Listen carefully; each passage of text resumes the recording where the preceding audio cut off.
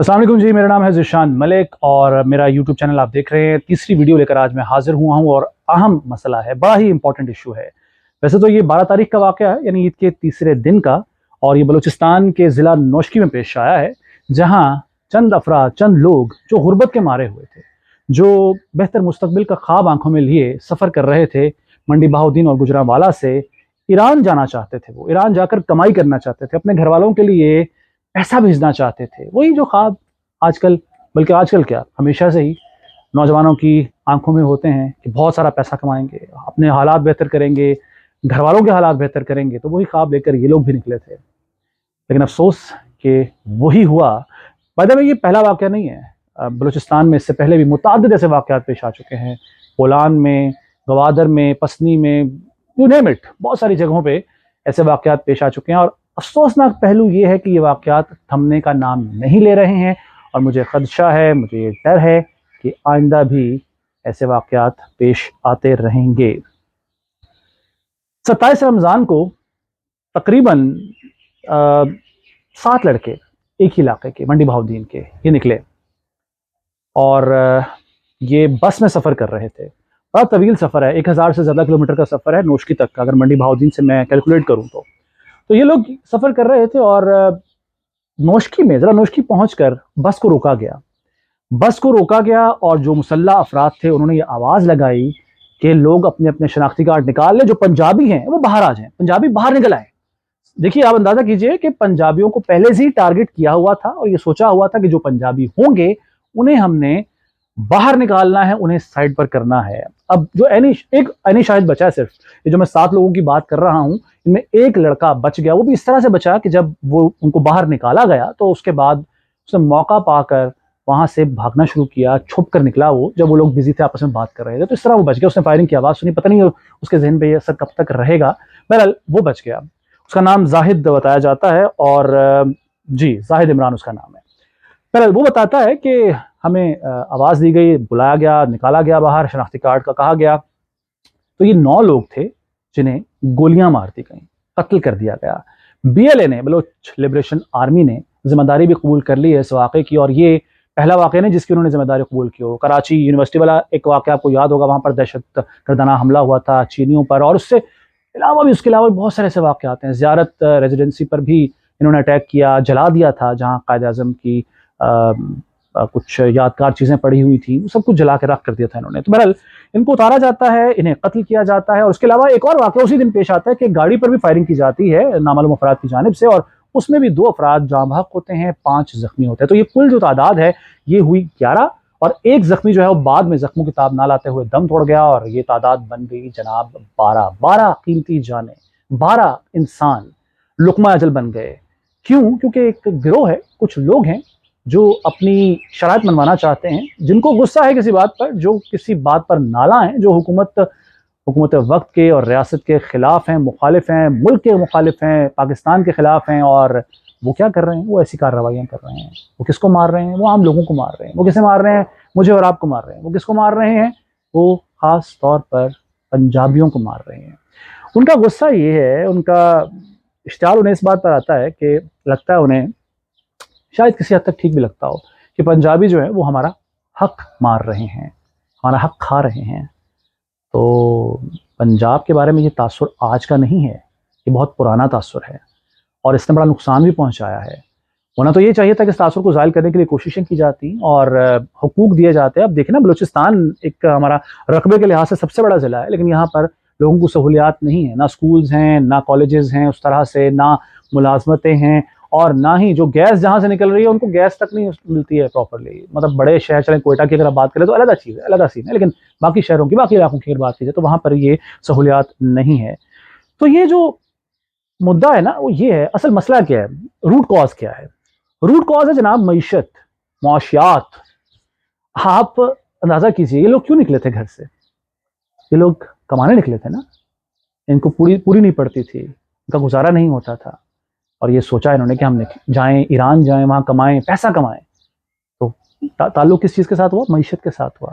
मुल्क के हालात ख़राब हैं, मईशत ख़राब है, ज़बूहाली का शिकार है, तो उसका हमें खुमियाजा भुगतना पड़ रहा है। हम जो कमाते हैं वो या तो बासर लोग ले उड़ते हैं, या जो बाकी जो पैसे बचते हैं वो हम जो कर्ज लिया हुआ है हमने, बल्कि हमारे बुजुर्गों ने और उनके बुजुर्गों ने और उनके बुजुर्गों ने और उनके बुजुर्गों ने और लेते आ रहे हैं और अभी तक वो चल रहा है सिलसिला, उनकी किस्तें अदा करने में वो पैसा लग जाता है, हमारे पल्ले कुछ नहीं आता।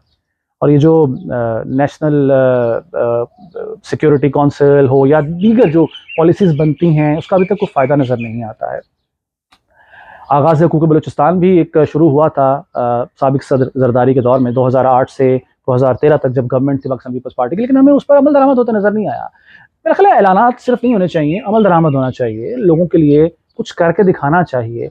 अब ये जो लोग हैं, ये जो हमला कर रहे हैं, ये जो BLA की मैंने जैसे कि बताया कि मजीद ब्रिगेड इन्होंने जिम्मेदारी कबूल की है, इनसे बात करनी चाहिए ना, इनसे पूछना चाहिए कि भाई मसला क्या है, प्रॉब्लम क्या है। और ये नहीं है कि इनको पता ना हो कि मसला है क्या। जाहिर है एक तो अलहदगी पसंद हैं वो लोग, अलहदा होना चाहते हैं, दूसरा उनका ये गुस्सा है कि जो हमारे हुकूक हैं या वसाइल हैं वो हमें नहीं मिल रहे। और ऐसा हो भी सकता है, ऐसा है भी, तो कोई हल निकाला जा सकता है ना। बात तो यह है कि बात की जाए इनसे। हर मसले का हल ताकत नहीं होता, हर चीज़ को आप ताकत से हल नहीं कर सकते, माइंड इट। अगर ताकत ही मसले का हल होता तो अफगानिस्तान में नेटो अफवाज दाखिल हुई थी, अमेरिका दाखिल हुआ था, या उससे पहले रशिया आया था, तो ताकत तो उनके पास भी बहुत थी, मसाइल हल तो ना हुए ना। बातचीत करनी पड़ती है, बातचीत ही मसले का हल है, मुज़ाकरात ही मसले का हल है। लेकिन हमारे यहाँ मुज़ाकरात को करना नहीं चाहता, बातचीत को करना नहीं चाहता। और ये सिलसिला अब 2024 चल रहा है। 24 बरस पहले पहला वाक़या पेश आया था और वो था जनाब क्वेटा और सिब्बी के दरमियानी इलाके में इसी तरह बस रोक कर लोगों को निकाला गया था और उन्हें कत्ल किया गया था, उन पर फायर किए गए थे और उनकी जान ले ली गई थी। बहरहाल मैं जब इस पर रिसर्च कर रहा था, पढ़ रहा था, तो मामला जो ख़राब होना शुरू हुए थे वो जनाब जब 2006 में नवाब अकबर बुगटी को कत्ल किया गया था, एक फौजी ऑपरेशन हुआ था उस वक्त के सदर जनरल रिटायर्ड परवेज़ मुशर्रफ, फौजी आमिर, उनके दौर में। और बड़ा उन्होंने खैर चलें छोड़ें, क्या कहें, अब वो जा चुके हैं दुनिया से, क्या तनकीद करें उन पर, क्या बात करें, लेकिन गलत किया। क्योंकि नवाब अकबर बुगटी शायद एक ऐसी दीवार था जो अलहदगी पसंदों, जो दहशत गर्दों और रियासत के दरमियान में था, और उसकी बात मानी भी जाती थी। नवाब अकबर बुगटी वो शख्स था।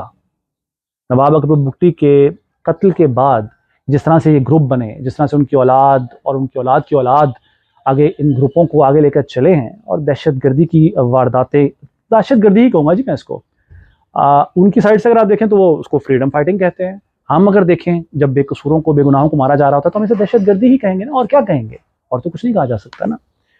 ये बहुत सारी तंजीमें हैं। और अब जो सबसे बड़ा मसला जब शुरू हुआ इनके लिए वो ये हुआ कि जब CPEC के सिलसिले में चाइना यहाँ पर आया और सनतकारी शुरू हुई तो चाइना को भी टारगेट कर लिया इन्होंने। आप देखते हैं कि बहुत से चीनियों पर, चीनी इंजीनियर्स पर हमले किए जाते हैं, उन्हें मारा जाता है, कत्ल किया जाता है। तो ये उसी सिलसिले की एक कड़ी है। ये बलोच लिबरेशन फ्रंट है, बलोच लिबरेशन आर्मी है, बलोच रिपब्लिकन गार्ड है, बलोच लिबरेशन टाइगर्स हैं, बलोच नेशनलिस्ट आर्मी है, यूनाइटेड बलोच आर्मी, ये तमाम तंजीमें हैं जो इस वक्त फाल हैं। और खतरनाक बात यह है कि ये लोग अब यूनाइट भी हो रहे हैं, ये लोग अब इंजमाम भी कर रहे हैं आपस में, जो कि हमारे लिए ज़्यादा नुकसानदेह हो सकता है, क्योंकि अभी इनकी तादाद हज़ारों में है, टुकड़ों में बटे हुए हैं। ये अगर मिल गए और ये पाकिस्तान के लिए ख़तरा बन गए तो बड़ा प्रॉब्लम होगा, फिर कंट्रोल करना मुश्किल हो जाएगा। हम बार बार ये कहते हैं ना कि जी भारत जो है वो फंडिंग कर रहा है, भारत इन लोगों को शय दे रहा है, तो भारत तो ये करेगा ना, दुश्मन मुल्क है ना आपका। दुश्मन का काम क्या होता है? दुश्मन का काम होता है कि आपके मुल्क में जो शोरश चल रही है, जो प्रॉब्लम चल रही है, जो मसाइल चल रहे हैं, उनको शय दी जाए, अपना फ़ायदा उठाया जाए। ये हर दुश्मन मुल्क दूसरे दुश्मन मुल्क के साथ करता है। भारत अपना काम बड़ी ईमानदारी के साथ कर रहा है, लेकिन क्या आप अपना काम ईमानदारी के साथ कर रहे हैं या नहीं? ये सवाल हमें खुद से पूछना पड़ेगा। हमारी गवर्नमेंट क्या कर रही है, हमारी रियासत क्या कर रही है? और अगर भारत दरअंदाजी कर रहा है तो हमें सिर्फ वावेला नहीं करना कि ओहो हो जी लुट गए, बर्बाद हो गए, भारत ने फंडिंग कर दी, भारत हमारे मुल्क में अमन नहीं कायम होने दे रहा। हमें पॉलिसीज़ बनाना होंगी। अगर पॉलिसीज़ पहले की बनी हुई कारामद नहीं हो रही तो पॉलिसीज़ को तब्दील करना, उनकी तजदीद करने का वक्त आ गया है। सोचें कैसे कंट्रोल किया जा सकता है। मुल्कों में दहशत गर्दी होती है, मुल्कों में मामलात ऐसे ख़राब होते हैं, लेकिन वो कंट्रोल करते हैं। अब भारत में कितनी तहरीक चल रही है अलहदगी पसंदी की, लेकिन कंट्रोल किया हुआ है ना। पूरी दुनिया जो है वो भारत को बड़ा मासूम समझती है, मानती है। तो ये हमें सोचने की ज़रूरत। आखिर में मैं यही कहूँगा कि یہ جو معاملات چل رہے ہیں، جو پرابلمس چل رہی ہیں، اس میں پس پاکستانی ہی رہا ہے، عام پاکستانی ہی پس رہا ہے اس میں. تو میرا خیال ہے وقت آ گیا ہے کہ ہم سنجیدہ ہو جائیں اور ہم یہ سوچیں کہ غلطی کہاں ہوئی ہے، اور غلطی کو سدھارنے کا اب شاید وقت آ گیا ہے. غلطی اگر اب ہم نہیں سدھاریں گے تو پھر بہت دیر ہو جائے گی. اب یہ جو مذمتیں شذمتیں ہیں نا جی، خدا کا واسطہ ہے ان سے باہر نکل آئیں. وہ جی وزیر اعظم صاحب کہہ رہے ہیں جی آہنی ہاتھوں سے نمٹیں گے، وہ وزیر اعلیٰ بلوچستان سرفراز بگٹی صاحب کہہ رہے ہیں کہ نہیں چھوڑیں گے جی. او بھائی یہ کام آپ کے کرنے کے نہیں ہیں، مذمتیں کرنے کے لیے ہم ہیں، ہم کر دیں گے مذمتیں. آپ حکومت وقت ہیں، حکومت ہیں، آپ کے پاس طاقت ہے، آپ مذاکرات کر سکتے ہیں، ٹیمز بنا سکتے ہیں. یہ آپ نے کرنا ہے. یہ مذمتیں ہمیں نہیں چاہیے، مت کریں مذمتیں. آپ کی مذمتوں سے ہمارا کچھ نہیں ہونے والا. تو مذمت کھیلنا بند کریں، کام کریں، پالیسیز بنائیں اور ان پر عمل درآمد کریں. تو یہی میں کہنا چاہتا تھا. میں جو بول رہا ہوں مجھے نہیں پتا کہ آپ لوگوں کو یہ باتیں پسند آتی ہیں یا نہیں آتی، لیکن میرے جو دل میں ہے، جو درد رکھتا ہوں میں اس ملک کا، کیونکہ یہ ملک ہے تو ہم ہیں. اگر یہ ملک چاہیے نا تو پھر اس ملک کے لوگوں کا، اس ملک کا تحفظ کرنا بھی ہماری ذمہ داری ہے. تو اسی سلسلے میں ذرا یہ دل کا حال بیان کر دیا. کوئی بات بری لگی ہو تو معذرت. ذیشان ملک کو اجازت دیجیے. اللہ حافظ.